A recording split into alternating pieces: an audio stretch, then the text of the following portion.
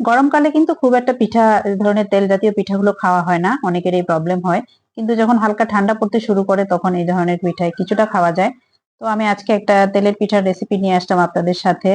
আশা করি ভালো লাগবে। তো দেখতে পাচ্ছেন এখানে আমি এগুলো নিয়েছি কাঁঠাল।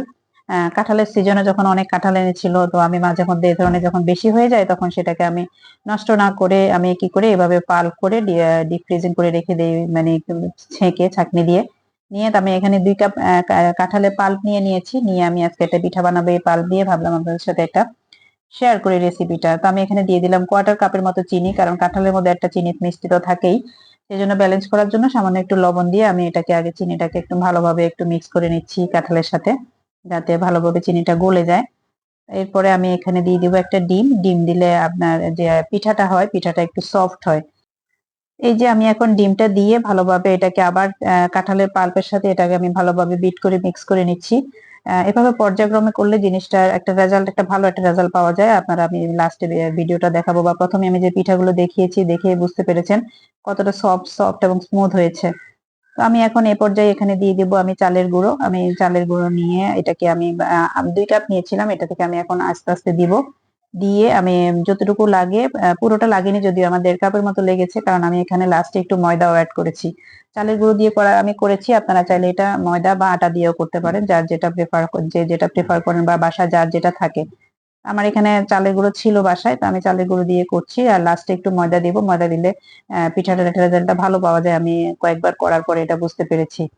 এই যে আমার ব্যাটারটা এমন হয়েছে, আমি কিন্তু এখনো ময়দা দেইনি। এই যে আমি ময়দা দিয়ে দিলাম। ময়দাটা একটু সামান্য একটু ময়দা দিয়েছি, কোয়ার্টার কাপের মতো। ময়দাটা দিয়েও আমি এখন এটাকে আবার ভালোভাবে মিক্স করে নেব। আমি কিন্তু পর্যায়ক্রমে করছি, আমি কিন্তু একসাথে সবকিছু দিয়ে তারপরে করে নিই। আপনারা দেখতে পাচ্ছেন এভাবে স্টেপ বাই স্টেপ করে কিছু করলে কিন্তু একটা রেজাল্ট ভালো আসে। মিক্স করার পরে আমি এখানে দিয়ে দিলাম ১ চা চামচ, এখানে দিয়ে দিচ্ছি আমি বেকিং পাউডার। বেকিং পাউডার দিয়ে আমি এখন এটাকে রেখে দেব। রেখে তারপরে আমি এখানে ১০ মিনিটের মতো আমি এটাকে এভাবে রেখে দেব। রেখে তারপর আমি পিঠাটা তৈরি করব। আমি এটা এভাবে করে আমি এটা মানে ময়ানটাকে রেডি করে আমি এটাকে রেখে তারপরে আমি আসর নামাজ পড়তে গিয়েছিলাম। নামাজ পড়ে তারপরে গিয়ে আমি বাকি প্রিপারেশনটা করেছি। এই যে দেখতে পাচ্ছেন এটা কিন্তু আরেকটু জমে গিয়েছে এবং এই যে সুন্দর একটা কনসিস্টেন্সি চলে এসেছে। এই পর্যায়ে আমি এখন পিঠাটা আমার মতো নিজের মতো আপনার লম্বা করে গোল করে যে যেভাবে পারেন শেপ করে নিবেন। আমি এই যে থিকনেসটা একটু দেখিয়ে দিচ্ছি। একদম পাতলাও না আবার একদম ঘনও না। তো এই যে আমি প্যানে তেলটা গরম দিয়ে দিলাম। এরপর আমি ছোট্ট একটা আম বুন্দিয়ার মতো দিয়ে আমি দেখলাম তেলটা গরম হয়েছে কিনা। আর এই যে দেখেন আমি দেওয়ার সাথে সাথে এটা নিচ থেকে উপরে তেলের উপরে ভেসে উঠেছে। তার মানে আমার প্যানে তেলটা গরম হয়ে গিয়েছে। তো এই যে আমি এখন এখানে দিয়ে দিব, কিন্তু আমি ক্যামেরাটা চালু করতে ভুলে গিয়েছিলাম। এইজন্য আমার অফ ক্যামেরায় পিঠাগুলো দেওয়া হয়ে গিয়েছিল। পরে মনে হলো তাড়াতাড়ি আমি ক্যামেরাটা চালু করেছি।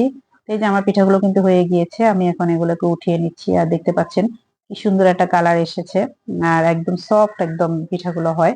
খেতে খুবই ভালো লাগে। তো আমি একদম এটাকে পর্যায়ক্রমে কয়েকবার করে ২-৩ বার করে আমি এটাকে ভেজে নেব। এই যে দেখতে পাচ্ছেন আমি দেখাচ্ছিলাম ক্যামেরাতে যে পিঠাটা কেমন সফট হয়েছে। তো এই যে আমি এখন আবার পরে আরেকবার যেভাবে দিয়েছি আমি গোল করে লম্বা করে যেভাবে পেরেছি এভাবে দিয়ে দিচ্ছি। আর দেখতে পাচ্ছেন পিঠাটা কিন্তু এতটা স্মুথ হচ্ছে, এই যে যতটা স্মুথনেস এর কারণেই কিন্তু পিঠাগুলো এই যে নিজে নিজে উল্টে যাচ্ছে। আর আমি যেহেতু তাড়াহুড়ো করছিলাম, হুজুরও চলে আসবে বাচ্চার, তো তাড়াতাড়ির জন্য আমি অনেকগুলো একসাথে দিয়ে দিচ্ছি। একটু পরে দেখতে পারবো আমি এটাকে একদম গাদা গাদা করে বাকি যেটা ছিল সবগুলো একসাথে দিয়ে এটাকে আমি একদম ভেজে নেব। ভেজে একদম তাড়াতাড়ি উঠিয়ে নিচ্ছি, কারণ বিভিন্ন কাজ থাকে। এই যে আমি পিঠাগুলো ভাজিয়ে নিচ্ছি। এই যে দেখতে পাচ্ছেন এখানে আমি সবগুলো একসাথে দিয়ে তারপরে ভেজে উঠিয়ে নিয়েছি। এই পিঠাগুলো কিন্তু আপনারা বক্স ভরে ২ দিন বা ৩ দিন অনায়াসে নরমাল টেম্পারেচারে বা বাইরে একটা বক্স ভরে রেখে দিতে পারেন। পরে ওভেনে অথবা ভাপে দিয়েও পিঠাগুলো গরম করে খাওয়া যায়, আবার সফট হয়ে যায়। এমনি রেখে দিলে একটু শক্ত হয়ে যাবে যেহেতু শীতকাল। কিন্তু আবার একটু ভাপে দিয়ে বা ওভেনে গরম করে খেলে আবার একদম সফট হয়ে যায়। এই যে দেখতে পাচ্ছেন পিঠাগুলো। যদি ভালো লাগে অবশ্যই রেসিপিটা আপনারা এটা তাল দিয়েও এভাবে সেম রেসিপিটা আপনারা তাল দিয়েও করতে পারেন। এমনই হবে পিঠাগুলো। আবার ভালো লাগলে অবশ্যই শেয়ার করে অন্যদের দেখার সুযোগ করে দিবেন। ধন্যবাদ সবাইকে।